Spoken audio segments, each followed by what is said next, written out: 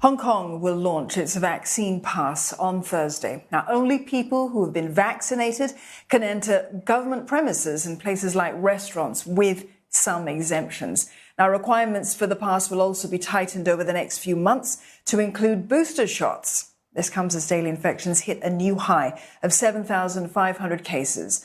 13 more people have died, including an 11-month-old child. Hong Kong is imposing tighter curbs to arrest an Omicron surge. From Thursday, only the vaccinated can enter places like shopping malls and supermarkets. Restaurants can only seat 2 diners per table. And residents have been told to get vaccinated and to stay home as much as possible. The ever-tightening rules are having a chilling effect on a once bustling financial hub, leading some to question the government's zero-COVID policy. 人哋外國啊、歐洲都已經清，即係已經共存啦。根本就係你樣樣都可以去做嘅。咁只不過依家呢個 Omicron 都係唔係話會嚴重得咁緊要啊嘛？咁點解你唔去做呢樣嘢咧？咁點解要一係你就決絕啲封晒佢，唔好出嚟啦，一次過搞掂晒佢。如果唔係你就冇得搞㗎啦。China is helping Hong Kong stick to its zero-COVID target. Construction crews from the mainland are battling time and chilly weather to build isolation facilities. These will house those with mild or no symptoms, leaving the hospitals to focus on more serious cases. Close to 30,000 positive cases are still waiting to be moved into isolation wards. 整體嚟講係有嘅，咁你話政府嗰方面呢，佢都係好似咧核子摸象咁。 見步行步，咁我哋市民嘅咧就唯有跟住去走，咁冇咩好做。咁而家大陸係落嚟牽頭嘅咧，係件好事嚟嘅。China has also donated 150,000 boxes of traditional Chinese medicine, as well as medical supplies like rapid test kits. A second team of more than 100 health experts and workers has also arrived from the mainland. Well, Deborah Wong joins us live now from Hong Kong for more on this story. Deborah, why is the government introducing this vaccine pass now, and how is it going to be implemented? Well, it's always been part of plans to implement a vaccine pass, but right now it's extra timely because the city has tracked yet another daily record, and this time at more than 7,000 cases. So the vaccine pass is really part of Hong Kong's efforts to ramp up its quite dismal vaccination rates. Right now we are seeing numbers at less than 80%, and it's still far away from Hong Kong's target of 90%.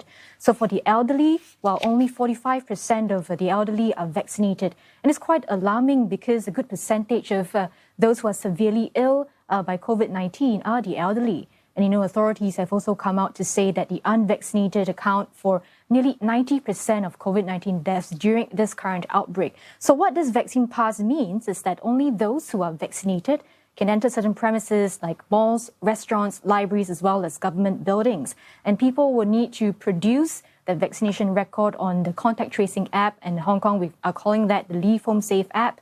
And people can also print it out on a piece of paper and to show it to authorities outside entrances.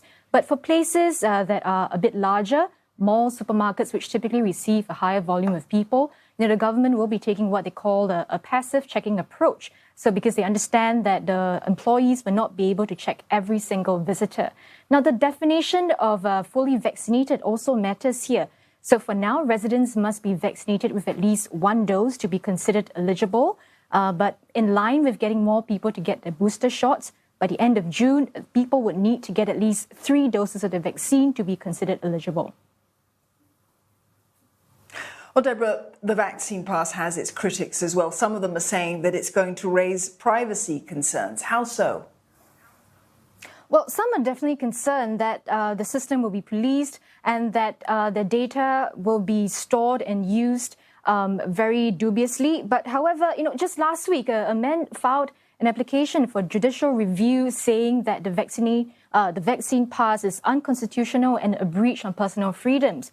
But we have to also understand that these concerns come because Hong Kong currently is under a sweeping national security law, and a lot of people are extra cautious about what they're putting online, and so much less sharing information on government platforms. But the government has come out to say that the information stored will not be abused. In fact, information is encrypted, and vaccine information will be erased after 31 days. And they're also saying that if authorities need to get in touch with users to access certain contact tracing information, they would issue a one-time password. So all in all, the system will not be abused. Back to you.